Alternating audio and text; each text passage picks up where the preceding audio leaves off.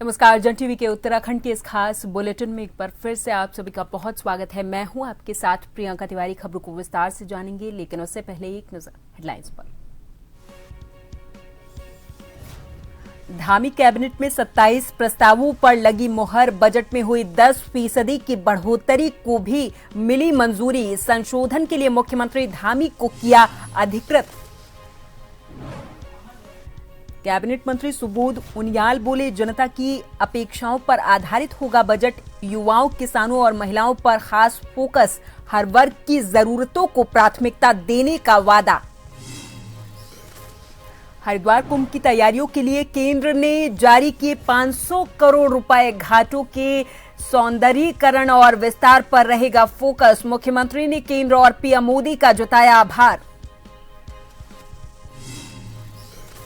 India गठबंधन का सरकार के खिलाफ हल्ला बोल। देहरादून के गांधी पार्क में मौन प्रदर्शन। बीजेपी का तंज, विपक्ष जितना मौन रहे उतना बेहतर।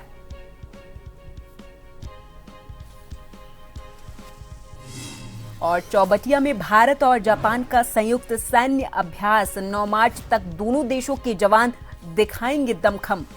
इंडो पैसिफिक सुरक्षा पर फोकस।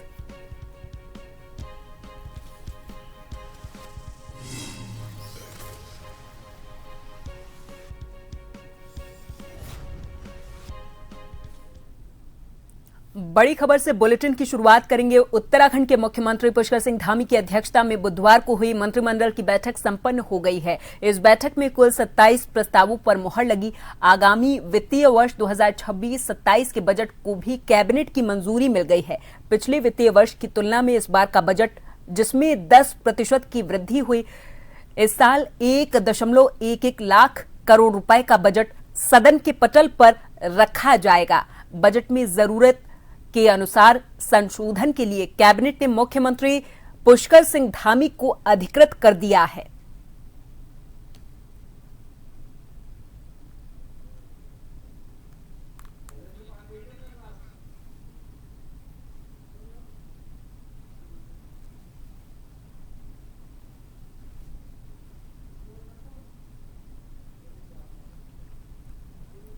तो धामी कैबिनेट की आज बैठक हुई। उत्तराखंड के सीएम पुष्कर सिंह धामी की अध्यक्षता में बुधवार को मंत्रिमंडल की बैठक संपन्न हो गई है। इस बैठक में कुल 27 प्रस्तावों पर मुहर लगी है।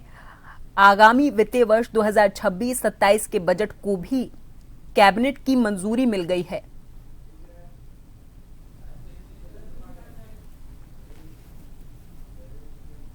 और इस पूरी खबर पर हमारे साथ हमारे संवाददाता लाइव जुड़ गए हैं, शैलेंद्र पांडे जी।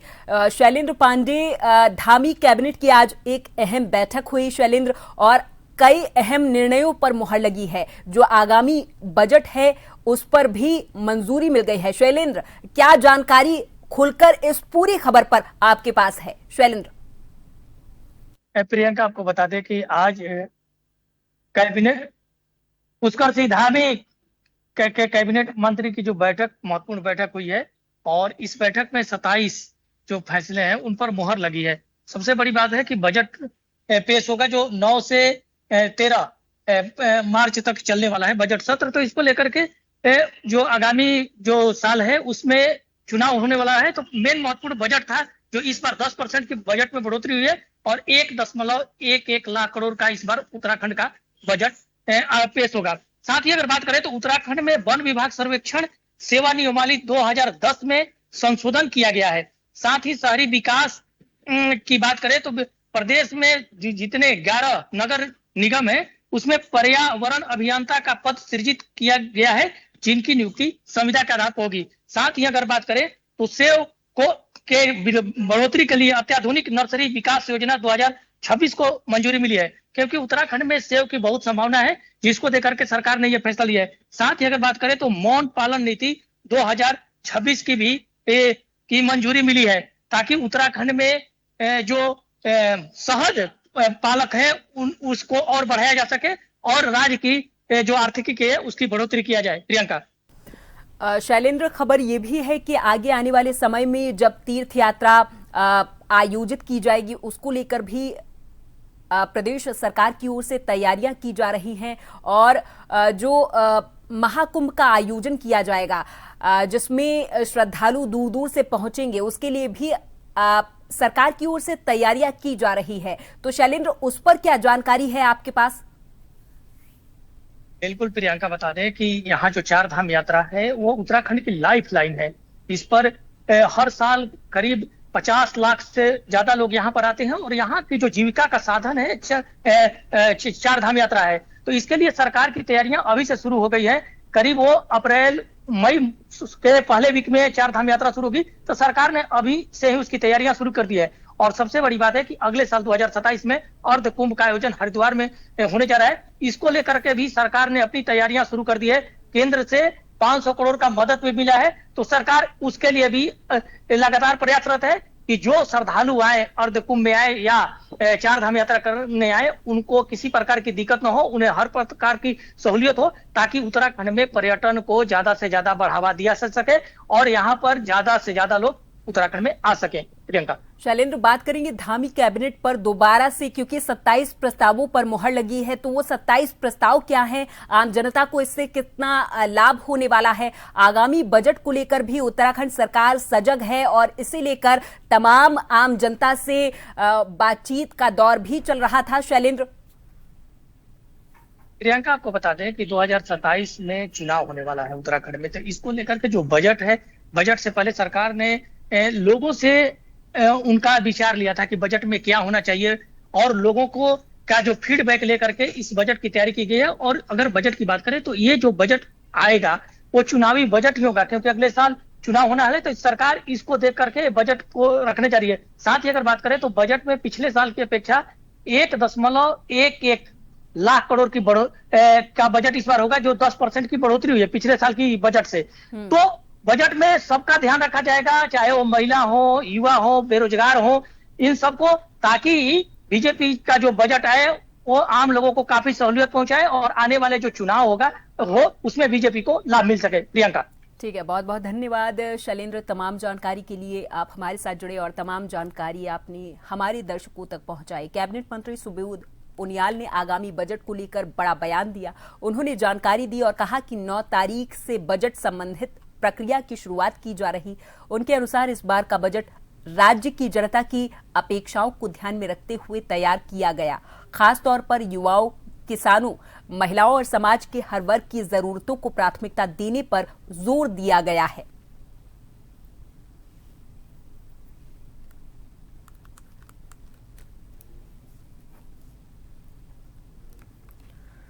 हरिद्वार में 2027 में होने वाले कुंभ के दिव्य, भव्य और ऐतिहासिक आयोजन के लिए राज्य सरकार ने कमर कस ली, तो वहीं केंद्र भी कुंभ के लिए राज्य सरकार का सहयोग कर रहा है।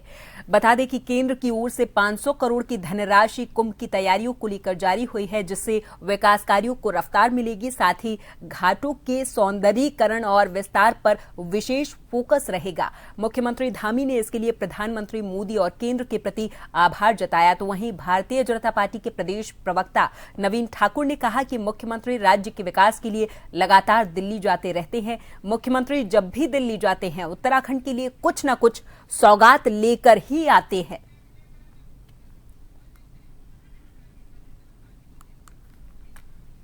मुख्यमंत्री जी का और केंद्र सरकार का धन्यवाद करता हूं।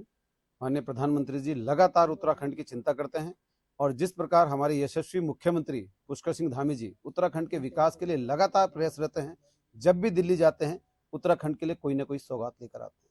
ये जो 500 करोड़ रुपए कुंभ के लिए हमें केंद्र द्वारा स्वीकृत हुए हैं, माननीय मुख्यमंत्री जी के प्रयासों से निश्चित तौर पर जो मुख्यमंत्री जी का सपना है कि जो हमारा पहला शाही स्नान 14 जनवरी 2027 को पड़ रहा है, उससे पहले पहले हम जो है सभी कार्य पूर्ण रूप से उनको जो है भव्य तरीके से तैयार कर लें और हमारा कुंभ भव्य और दिव्य हो, जैसा माननीय मुख्यमंत्री जी का सपना है, तो उसमें हमें इससे बहुत ज्यादा मदद मिलेगी।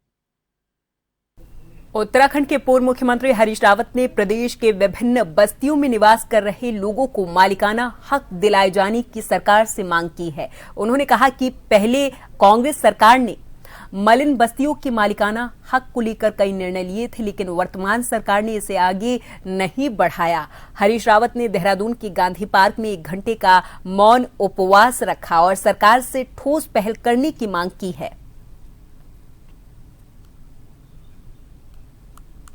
रखूंगा 1 घंटे का मौन व्रत, बाकी लोग जो है धरने पर हैं। ये इंडिया गठबंधन के साथियों और कुछ जो हमारे संघर्ष के संगठन हैं, उन्होंने इस राज्य के अंदर कुछ ऐसी समस्याएं उठ करके खड़ी हुई हैं जिन समस्याओं के कारण लाखों लोगों के सामने अपने छत बचाने का, अपने परिवार को बचाने का, अपनी जिंदगी भर की कमाई और श्रम को बचाने का प्रश्न पैदा हो गया है और उसका समाधान केवल राज्य के हाथ में है, सरकार के हाथ में है। समय समय पर कुछ सरकारों ने, जिनमें हमारी सरकार भी है, कुछ निर्णय लिए थे, लेकिन अब वो निर्णय आगे नहीं बढ़ रहे हैं लोगों के सामने। और अब आपको सीधे लिए चलते हैं इजराइल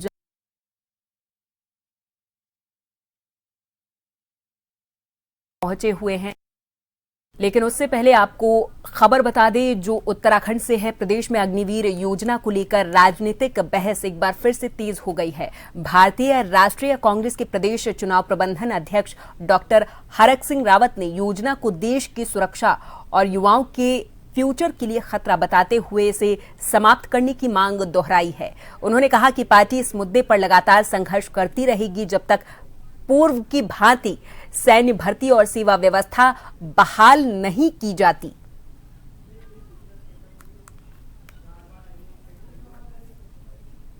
लगातार लड़ाई लड़ते रहेंगे जब तक अग्निवीर योजना समाप्त नहीं हो जाती है। और पूर्व की भांति कि सैनिक रहता था तो 15 साल, अगर उसका प्रमोशन हो गया तो 18 साल, सूबेदार हो गया, नायक सूबेदार हो गया, सूबेदार हो गया, लेफ्टिनेंट हो गया, पहले तो सेकंड लेफ्टिनेंट भी था तो सेकंड लेफ्टिनेंट पद खत्म हो गया, तो उस हिसाब से वो प्रमोशन होता था, उस हिसाब से उसका रिटायरमेंट होता।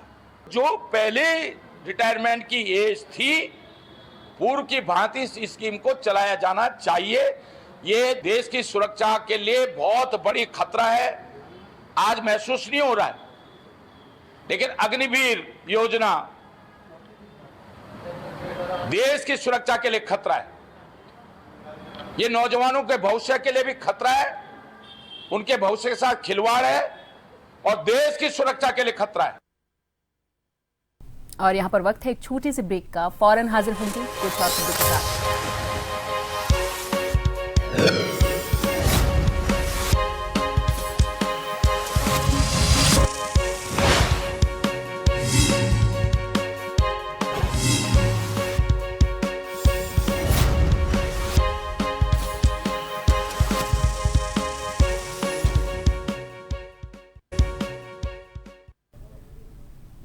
प्रदेश की राजनीति में अब कांग्रेस और कई विपक्षी दल मिलकर सरकार के खिलाफ इंडिया गठबंधन के माध्यम से हल्ला बोलने जा रहे हैं। अपोजिशन का ये मानना है कि भारतीय जनता पार्टी की सरकार कई मुद्दों में अभी भी विफल है, जिसको लेकर देहरादून के गांधी पार्क में इंडिया गठबंधन के तमाम नेताओं ने मौन धारण कर प्रदर्शन किया। वहीं भारतीय जनता पार्टी के दर्जाधारी राज्य मंत्री और वरिष्ठ नेता ज्योति प्रसाद गैरोला ने विपक्षी दलों पर पलटवार किया, साथ ही तंज कसा और कहा कि अपोजिशन मुद्दों को जनता के बीच लाकर सत्ता पक्ष को घेरने का काम करता है। उन्होंने कहा कि अपोजिशन जितना मौन धारण रखे उतना समाज और देश के लिए बेहतर साबित होगा। नहीं, देखो, विपक्ष का काम ही सत्ता पक्ष के या दूसरे विषयों को लेकर जनता के सामने आना होता है। वो और अच्छा काम करें, लेकिन मुझे लगता है कि जितना मौन रहेंगे समाज के लिए भी अच्छा है, देश के लिए भी अच्छा है, क्योंकि जितना बोलते हैं, जितना अपने को दिखाते हैं, उसमें भोंडापन, नंगापन और इस तरह का विषय रहता है जिसे समाज कभी स्वीकार नहीं करता।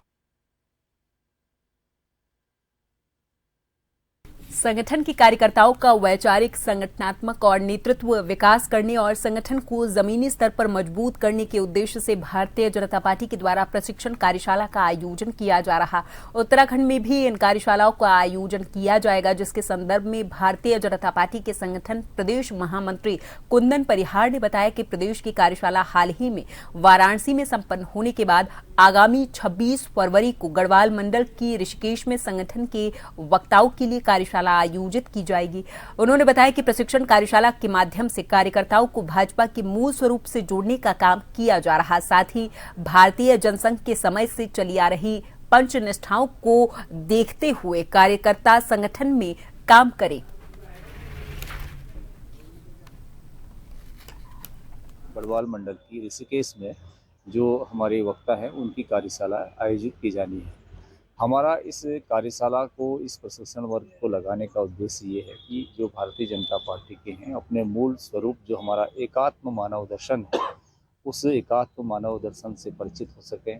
हमारी जो पंच निष्ठाएँ हैं, जो भारतीय जनसंघ के समय से ही उन पंच निष्ठाओं के आधार पर पार्टी खड़ी हुई और पार्टी तब से लेकर के अब तक जो विराट रूप पार्टी का बन चुकी है, इन पंच निष्ठाओं के कारण बनी है। हमारे पंच प्रण जो प्रधानमंत्री जी ने इस देश को विकसित भारत बनाने के लिए लिए हैं, उस पंच प्रण से परिचित हो। रामनगर की कठियापुल खनन क्षेत्र में अवैध खनन के खिलाफ पुलिस ने बड़ी कार्रवाई की और 4 डंपर और 1 ट्रैक्टर ट्रॉली को कब्जे में लिया है। सुबह सुबह हुए इस कार्रवाई से अवैध खनन में लगे लोगों में हड़कंप मच गया था। जानकारी देते हुए सीओ रामनगर सुमित पांडे ने बताया कि एसएचओ रामनगर सुशील कुमार के नेतृत्व में विशेष चेकिंग अभियान चलाया गया था।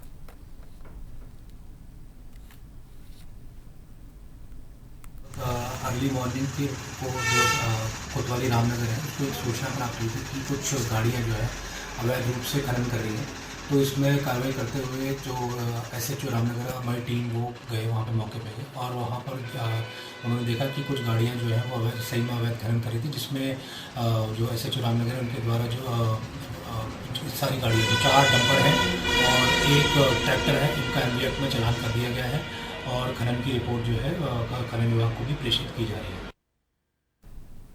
देहरादून में प्रारंभिक शिक्षा निदेशक कार्यालय में हुई तोड़फोड़ और मारपीट के विरोध में बुधवार को भी कांग्रेस कार्यकर्ताओं ने वरिष्ठ नेता और पूर्व विधायक रणजीत सिंह रावत के नेतृत्व में तहसील परिसर में विरोध जताया। कार्यकर्ताओं ने प्रदेश सरकार के खिलाफ नारेबाजी कर दोषियों पर कड़ी कार्रवाई की मांग की है। इस संबंध में एसडीएम गोपाल चौहान के माध्यम से राज्यपाल को एक ज्ञापन भी भेजा गया। रावत ने आरोप लगाया कि डबल इंजन की सरकार में गुंडाराज बढ़ा और पुलिस निष्क्रिय है। उन्होंने महिला अपराधों में वृद्धि पर चिंता जताते हुए चेतावनी दी कि कार्रवाई न होने पर प्रदेश व्यापी आंदोलन भी किया जाएगा। की भाजपा सरकार में गुंडाराज कायम हो गया है। जिस तरह से भाजपा के विधायक और उनके साथियों ने शिक्षा निदेशालय में जाकर के प्राथमिक शिक्षा निदेशक के साथ मारपीट की है, वो जो है निंदनीय है। इसके विरोध में कांग्रेस पूरे प्रदेश में प्रदर्शन कर रही है। आज हम भी रामनगर में जो है कांग्रेस जन प्रदर्शन कर रहे हैं, तहसील में जाके और ज्ञापन दे रहे हैं महामहिम को। सर क्या है मांग? हमारी मांग है कि कानून का राज स्थापित किया जाए और हमारा खुला आरोप है इस प्रदेश में पुलिस को जो है मुख्यमंत्री ने उगाही पे लगा दिया है, वसूली पे लगा दिया है। इसलिए पुलिस का डर जो है अपराधियों में ख़त्म हो गया है और भाजपा के जो नेता कार्यकर्ता हैं वो खुद अपराधी बन रहे हैं। आप कहीं भी देख लीजिए, चाहे मारपीट के मामले हों, महिला उत्पीड़न के मामले हों। कार्यालय महालेखाकार लेखा और हकदारी उत्तराखंड ने आज वित्तीय साक्षरता कार्यशाला राज्य सरकार के अधिकारियों की वित्तीय साक्षरता में वृद्धि, लेखों की गुणवत्ता और शुद्धता में सुधार के लिए महत्वपूर्ण कार्यशाला और बैठक का आयोजन किया गया। इस कार्यक्रम का उद्देश्य अधिकारियों और कर्मचारियों को वित्तीय प्रबंधन, बचत, निवेश और पेंशन संबंधित योजनाओं के प्रति जागरूक करना था।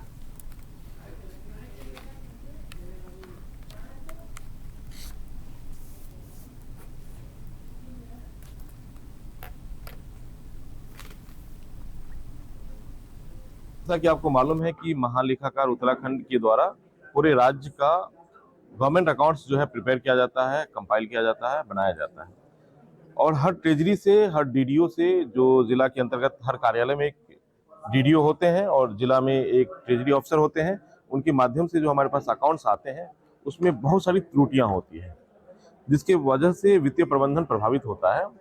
उस चीज को देखते हुए हरिद्वार से संबंधित जितने भी वित्तीय प्रबंधन से संबंधित मुद्दे थे, आज यहाँ पर लगभग 200 कर्मचारी अधिकारी आए, हर कार्यालय से आए थे। उनको बताया